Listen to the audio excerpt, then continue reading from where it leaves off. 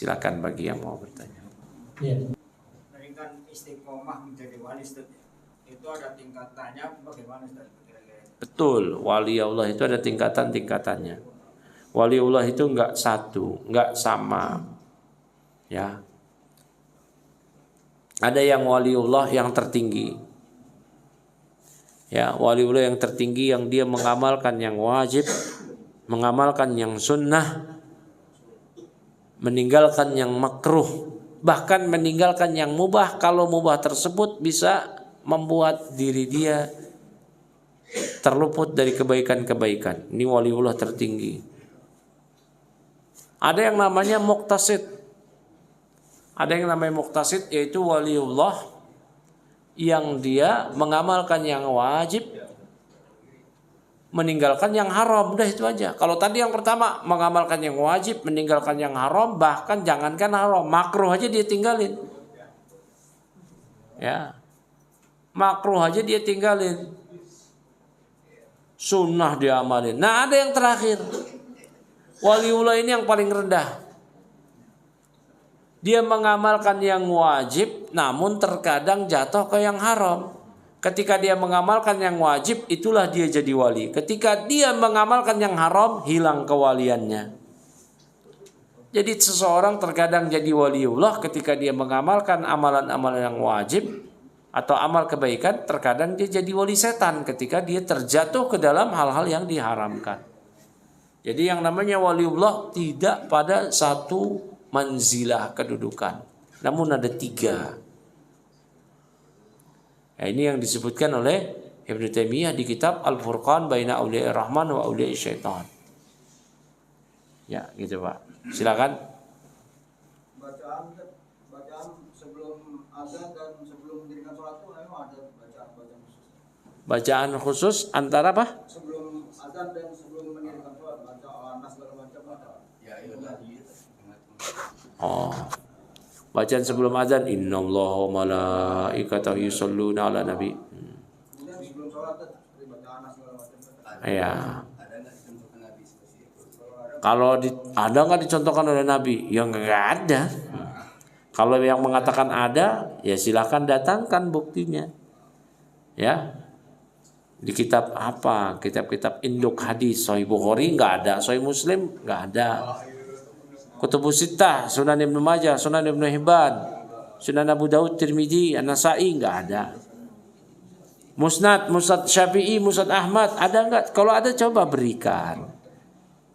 Bahwa Nabi mengucapkan demikian. Ya, nah ini mungkin teman-teman atau bapak-bapak, oh tapi kan udah biasa. Ya, cobalah ya Pak ya. Kebiasaannya itu kita ganti dengan kebiasaan Nabi. Mana sih yang lebih bagus, kebiasaan kita apa kebiasaan Nabi? Masa iya orang tua kita dulu nggak mengikuti Nabi? Ya kalau mengikuti Nabi coba terangkan. Ya, baik. Ini yang pertama. Nah yang kedua, membaca Qul a'udzu birabbin nas sebelum sholat. Ini mungkin maksudnya bagus, supaya terlindung dari was-was setan.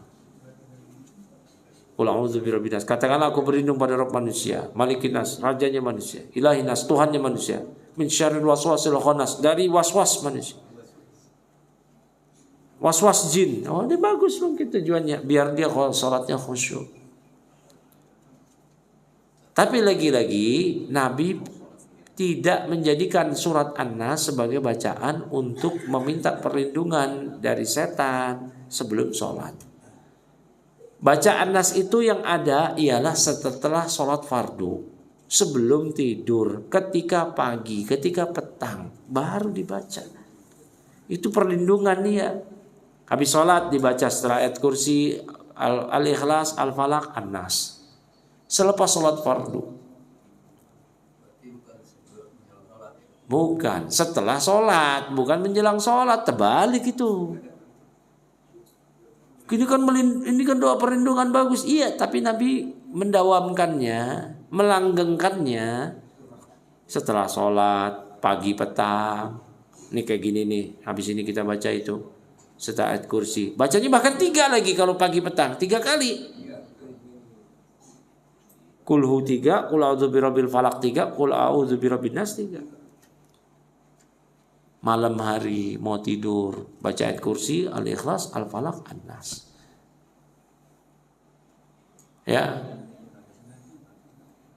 Tapi saya mau baca sebelum sholat, ya silahkan. Tapi jangan terus-terusan.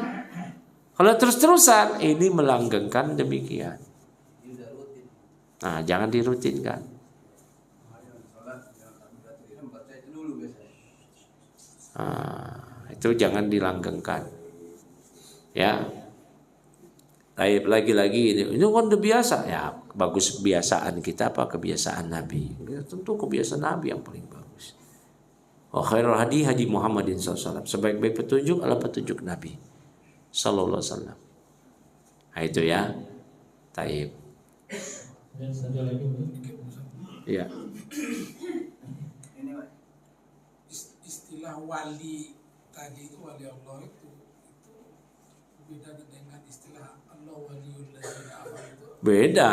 Allah waliul ladzina amanu. Allah pembela orang-orang yang beriman. Wali itu dari kata mahabbah.